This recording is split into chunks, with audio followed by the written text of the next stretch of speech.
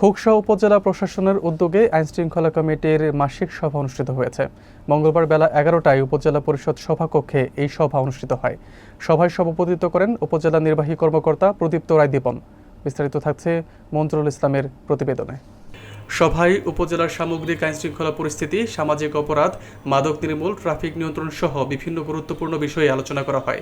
বক্তারা খোকসায় বর্তমান শান্তিপূর্ণ পরিবেশে সন্তোষ প্রকাশ করেন এবং আইনশৃঙ্খলা রক্ষায় সকলের সম্মিলিত সহযোগিতার উপর গুরুত্বারোপ করেন।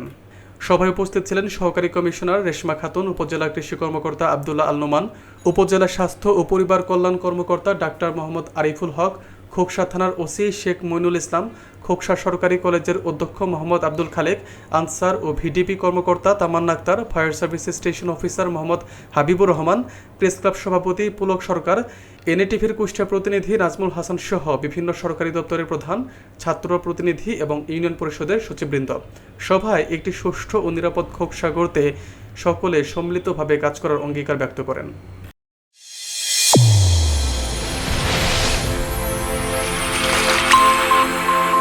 চ্যানেল A1 হৃদয়ের স্পন্দন।